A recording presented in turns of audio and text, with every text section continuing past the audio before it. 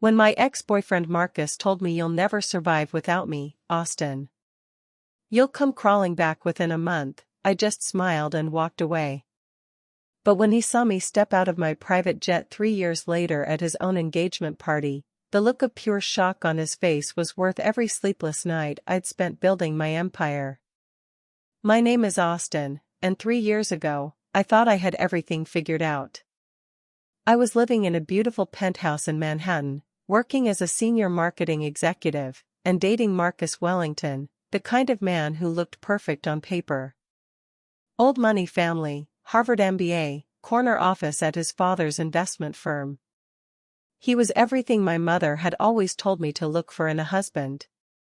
What I didn't know was that behind his charming smile and designer suits, Marcus was systematically destroying my confidence, isolating me from my friends, and planning to humiliate me in the most devastating way possible.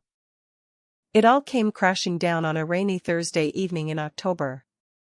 I'd been working late, finalizing a campaign that would secure the biggest client my agency had ever landed. I was exhausted but excited, ready to share the good news with Marcus over dinner at our favorite restaurant in Soho. I found him in his apartment, but he wasn't alone.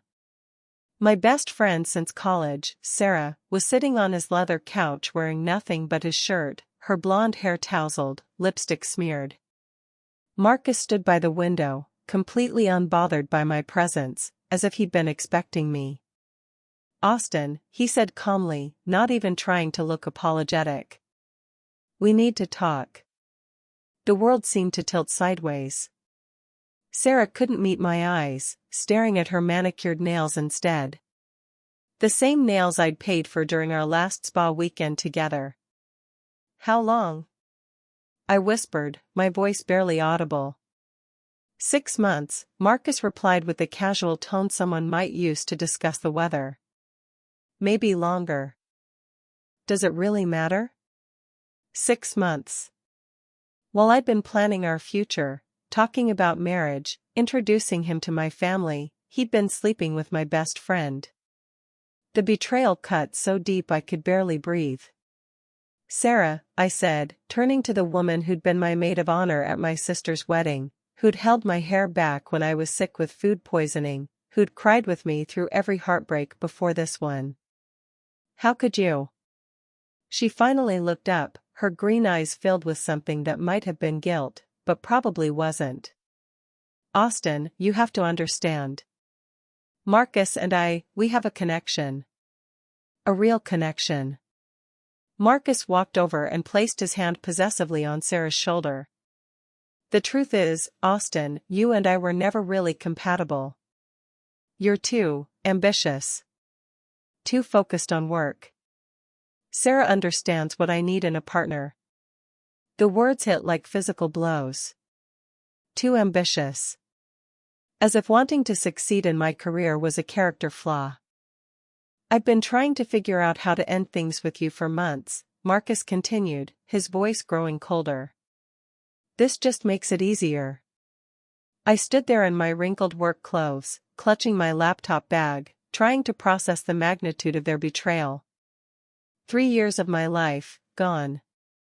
My relationship and my closest friendship, destroyed in a single moment. "Get out," Marcus said, checking his expensive Rolex. "Sarah and I have dinner reservations."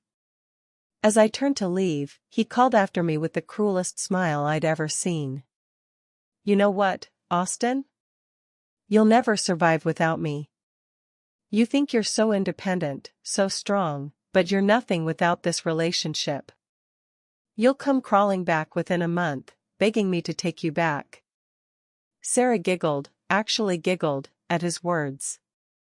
"And when you do," Marcus added, "I might consider it. If you're willing to change." I walked out of that apartment feeling like I'd been gutted. But somewhere between the elevator and the lobby, something shifted inside me. The devastation began transforming into something else entirely. Fury. I spent the next 3 days in my apartment, crying, sleeping, and eating nothing but ice cream and leftover Chinese food. But on the 4th day, I woke up with crystal clarity. If Marcus thought I would come crawling back, he was about to learn just how wrong he could be. I started by doing research. Marcus had always been secretive about his work, claiming it was too complex for me to understand. But I was a marketing executive with a finance minor. I knew how to analyze businesses. What I discovered made my blood run cold. Wellington Investments, Marcus's family firm, was essentially a house of cards built on fraudulent schemes and embezzled client funds. His father had been running Ponzi schemes for years, using new investor money to pay returns to older clients. Marcus wasn't just complicit, he was actively helping recruit new victims through his social connections. The worst part? They were specifically targeting elderly clients, convincing them to invest their retirement savings in guaranteed return portfolios that didn't actually exist. I documented everything. Bank transfers, fake portfolio statements, email communications between Marcus and his father discussing which clients to target next. I even found recordings on Marcus's laptop. He was sloppy with his digital security, of him laughing about old fools who trusted them with their life savings. But I didn't go to the authorities.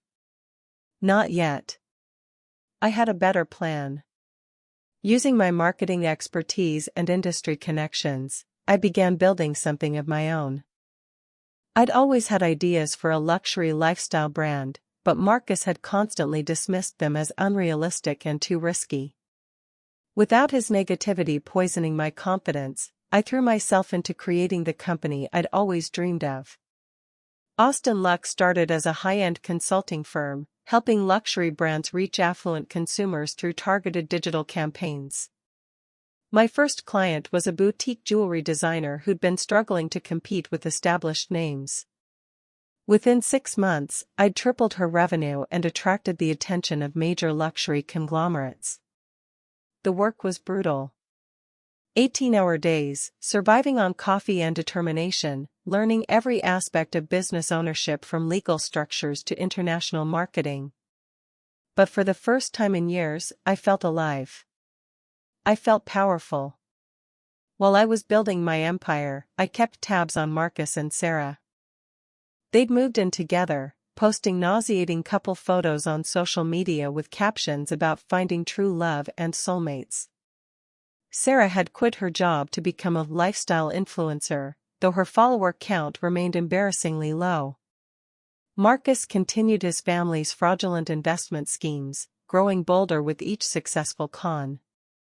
They had no idea what was coming. 18 months after that devastating night in Marcus's apartment, Austin Luxe had become one of the most sought-after luxury marketing firms in the country. We represented fashion houses, jewelry brands, high-end resorts, and private jet companies. My client roster read like a who's who of luxury commerce. More importantly, I'd caught the attention of some very powerful people who were interested in both my business success and my information about certain financial crimes being committed by a prominent New York investment firm. The FBI had been investigating Wellington Investments for months, but they needed someone with inside knowledge to help them build an airtight case. Someone who understood the family dynamics, the client relationships, the operational details that would be crucial for prosecution. I was happy to cooperate. 2 years after Marcus had told me I'd come crawling back, Sarah posted on Instagram about their engagement. The announcement showed them at some generic chain restaurant, Sarah's ring clearly smaller than she'd hoped for, both of them trying to look happy but failing to hide their stress. I knew why they looked stressed. Wellington Investments was hemorrhaging clients as rumors about their practices began circulating through Manhattan's financial circles.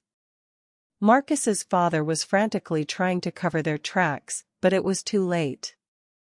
The FBI investigation was closing in, and they knew it. The engagement party was scheduled for a Saturday evening at the Hamptons estate that belonged to Marcus's family. Sarah had invited everyone from our old college crowd, everyone except me, of course. She probably thought I was still crying over Marcus, still devastated by their betrayal. She was wrong. I'd purchased my first private jet 6 months earlier, a sleek Gulfstream G650 that Austin Lux used for client meetings and international business development. The plane was both a practical investment and a symbol of how far I'd come from the broken woman who'd walked out of Marcus's apartment that night. My pilot, James, was a former military aviator who'd become one of my most trusted employees. When I told him about the engagement party and my plan to make an appearance, he grinned and said, "Ma'am, it would be my absolute pleasure to help you make an entrance." The Hamptons estate had a private airstrip. Marcus's grandfather had been an aviation enthusiast who'd built it in the 1960s. It was the perfect stage for what I had in mind. I chose my outfit carefully, a custom Valentino dress in midnight blue, paired with Louboutin heels and jewelry from one of my clients' exclusive collections. My hair was styled in elegant waves, my makeup flawless. I looked like success personified, because that's exactly what I was. The party was in full swing when we approached the airstrip.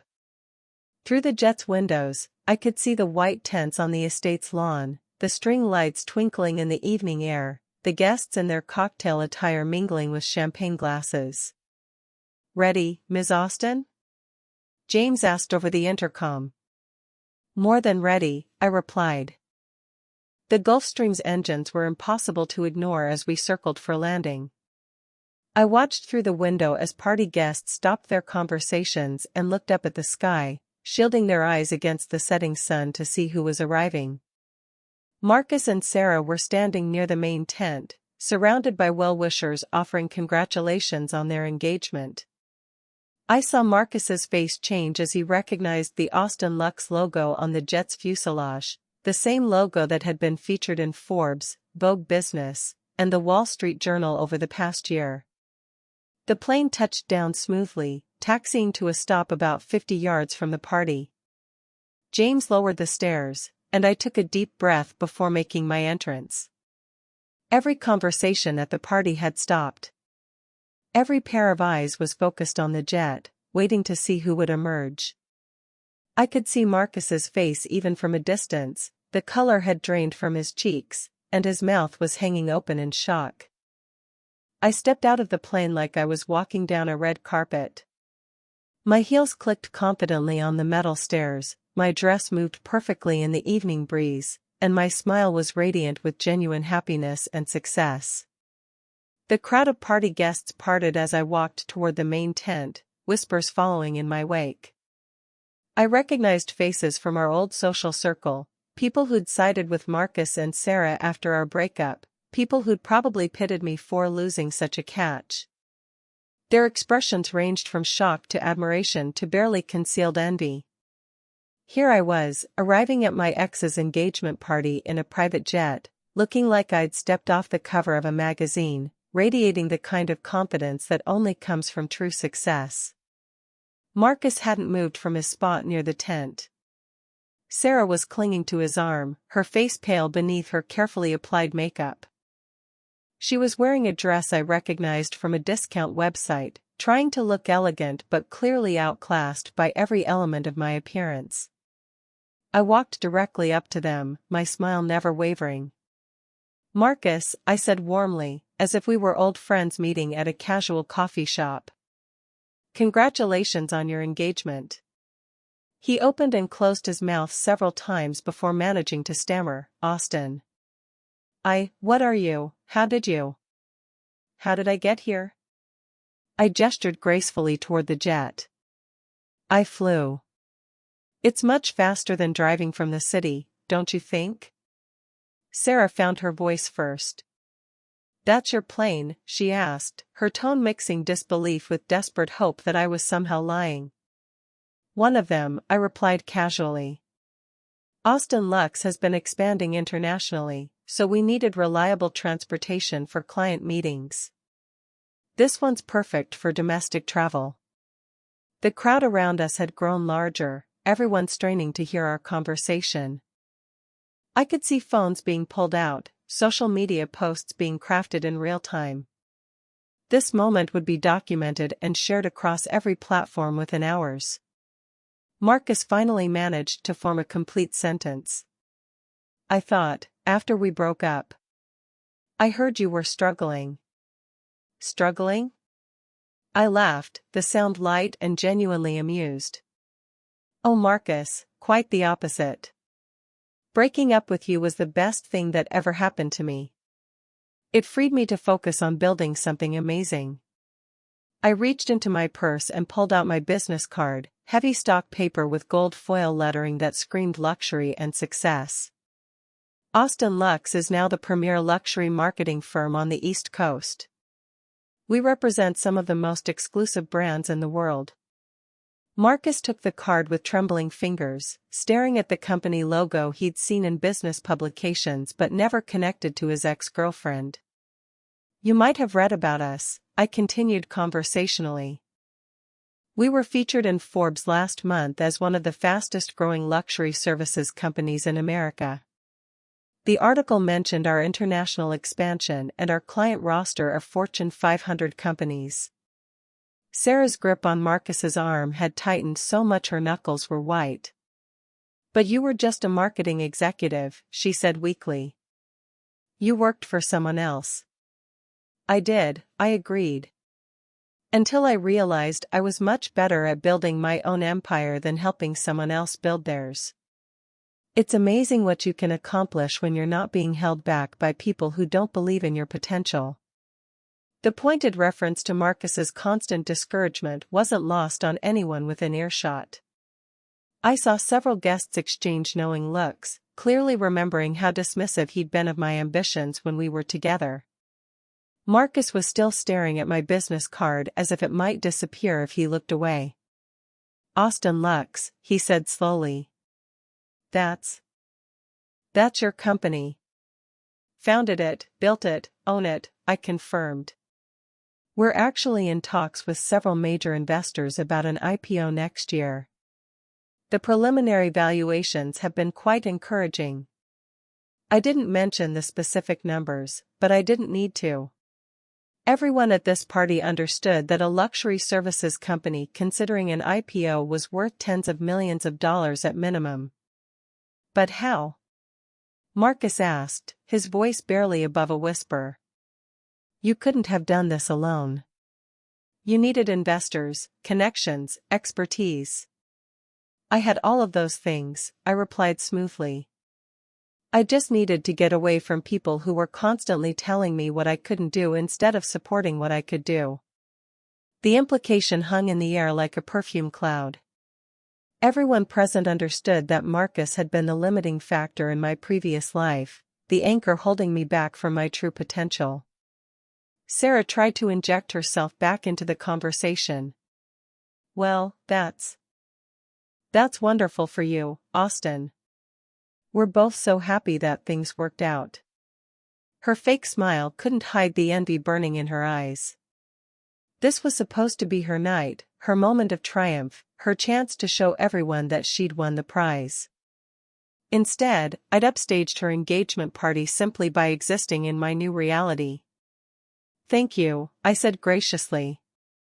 I have to say, your engagement announcement was perfectly timed. It reminded me that I had some unfinished business to attend to. Marcus's face went even paler. Unfinished business? I pulled out my phone and showed them the screen, which displayed an email from the FBI's Financial Crimes Division. I've been cooperating with a federal investigation into investment fraud. Providing evidence, documentation, testimony about certain practices I witnessed during our relationship. The color completely drained from Marcus's face.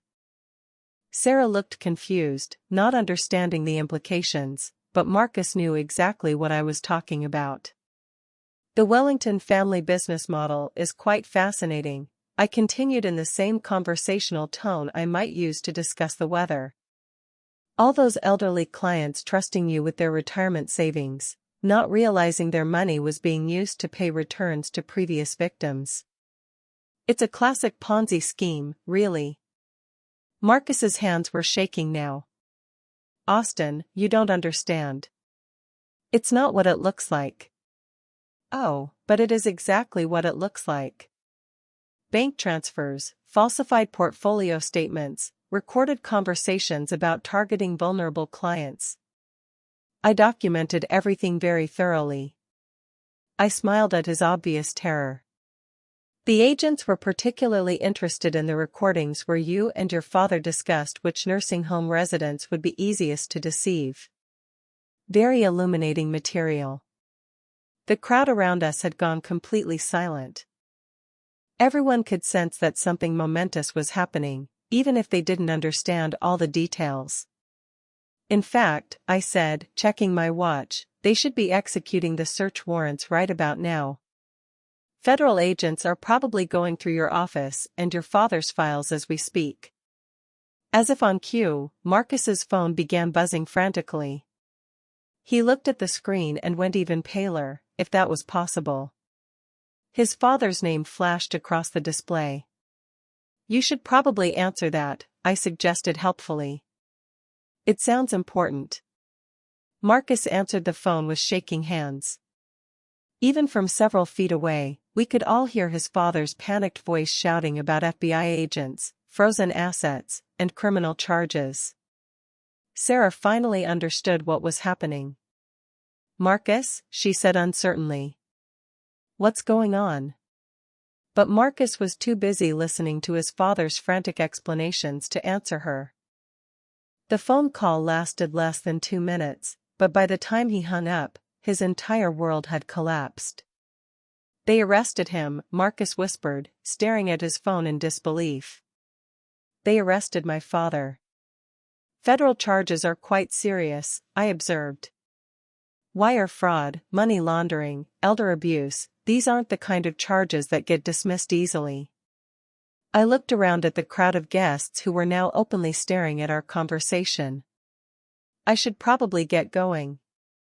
I have an early morning meeting with potential investors tomorrow, and I never like to keep billionaires waiting.